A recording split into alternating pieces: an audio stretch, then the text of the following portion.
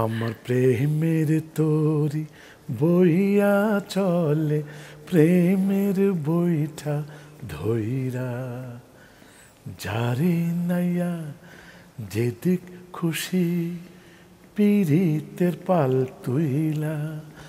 ও মনের তো বয়স আছে বলে আমি জানি না।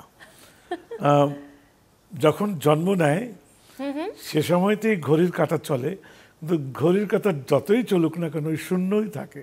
দর্শক সবাইকে আমন্ত্রণ, দেখছেন Tibet luxury soap presents Colors 24 powered by Typhoon fabric care.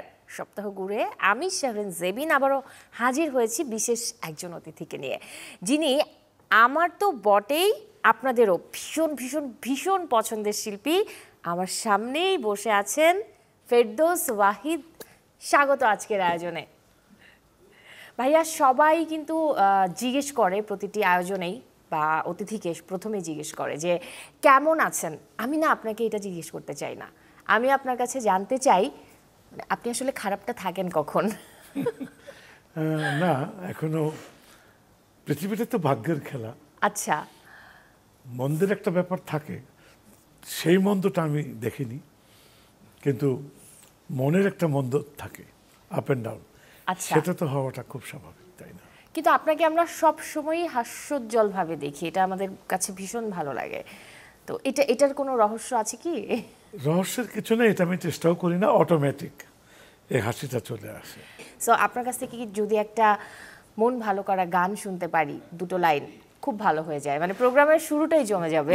যেহেতু আষাঢ় মাস, আচ্ছা, পানির মাস, নতুন পানি, এখানে যেমন চোখের নেশাও কাজ করে, মনের নেশাও কাজ করে, তাই এই উজাড় করার সময়ে প্রেমের ভাবটাই বেশি আসে নৌকোতে। রোমান্টিক একটা ওয়েদার বলতেই পারি আমরা এখন।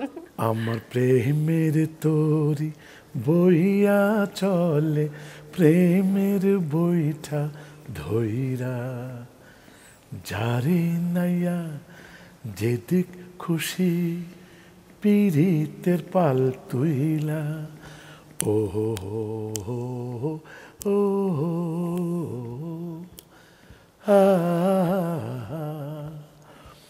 এই মহেশখালীর বাকের ছবির এই গানটিতে ওয়াসিম এবং সুচরিতা ছিল। আচ্ছা, আমার খুব ফেভারিট ছিল তখন। সেই সময় আমি যখন গানটা করি আমি তার জানতাম না যে সাবিনার কণ্ঠটা কার লিপসে যাবে। প্রথম যখন দেখলাম হলে ভালোই লেগেছিল, আই ওয়াজ আর ফ্যান।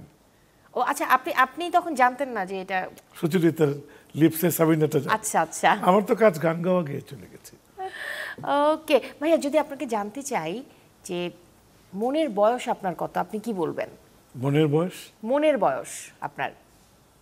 মনের তো বয়স আছে বলে আমি জানি না।